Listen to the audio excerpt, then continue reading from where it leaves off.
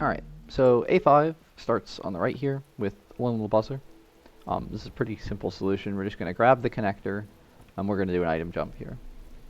You're going to get your back to the wall, press the your jump and use keys at the same time, and hope that you get enough height. You usually need 3 for this one to get up on the wall, and then you can jump into the sigil. After that, we're going to head over, we're going to skip a level and go to going over the fence, where we're going to be getting on this wall here. This wall's a little too high to jump on normally, but there's a little lip here, and from the lip, we can actually make the jump onto the wall, and up onto the higher wall, and onto this wall, and back into that previous level, and get the sigil. Then we're going to do it again, onto the wall, piece of wall, lip, and then into the going over the fence sigil. This wall jump is very tricky. You will have to do it a lot. Sorry. Then we're going to come into friendly crossfire. We're going to immediately reset checkpoint, and then we're going to very quickly head left and grab this jammer and jam this barrier. This mine is on a cycle. Restarting checkpoint at the beginning is critical to get the mine at the beginning of the cycle so we can get through here. Once the mine's past the barrier, we're going to step forward, rejam the barrier, wait back here behind this turret until this turret gets blown up. Then we're going to run forwards through the barrier, grab the star, head back out, go right in front of this tree. You do have to go pretty close here. If you get too far out in front of the turret, it will kill you. Then we're going to jam the turret, move this cube forward a little bit, trying to get blown up by the mine. Now we don't actually need to wait. That turret on the right, there can't actually hit us. We're going to walk forward until the wireframe of this turret is on the button, and then aim up. Note that the wireframe is still there. And then when we click, we're going to simultaneously place on the barrier, on the button, and jam the turret, which you're supposed to need the cube for. So now we have the cube free. We're going to set up a cube jump. Put the cube into the corner of the wall here. It can be pretty much anywhere here, though don't put it too far off to the side. You'll see that sort of as you get close here, the cube kind of sticks in place. That's why we use this setup. Place the cube, grab the sigil, and we're going to set up our first cube jump. We stand parallel, or I guess perpendicular to the barrier. Going to look at this stretch of wall. That's how you know you're sort of facing straight.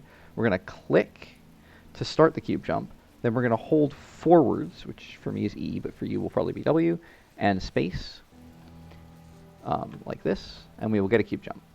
Holding forwards here reduces the distance of the cube jump a little bit, and that should land you in the star area. Grab the star, head to this corner here, where there's a little angled slope that you can get a guided jump onto with the cube. Jump on the walls, jump into things to do with 2 boxes, and grab the sigil. And that's all the sigils in B. In A5. So there is an alternate solution to one little buzzer. We're actually just going to make the connection that the level doesn't want us to make, and usually this connection would be blocked by a laser, but if you actually step into the path of the laser, it ignores all future collision objects. So don't worry about the first half, only worry about this one, where the buzzer is moving to the left, and then just run forward and grab the sigil. So the alternate strats for going over the fence are what happens for the wall jump. This jump here is the trickiest part of the sequence, but you can just go around. This works. If you do fall off the walls, you can also come over here, and you can jump up onto this stretch of wall, and then you can very easily get the going over the fence sigil, or you can come around to here, and it's a bit of a tricky jump, but you can jump onto this wall here, and then you can grab the you mustn't cross the stream sigil. Alternately, if you really don't like wall jump, you can grab the cube and come over to the right-hand little indent here, jump on the cube, and just jump on the wall. It's a lot slower, but it's very safe. The main thing that's going to go wrong in friendly crossfire is if you fail the cube jump. This will often happen if you forget to hold forwards. You'll just get too much distance, and you'll land in this area. If that happens, come over to this rock here, put the cube on it, and then guided jump onto the wall.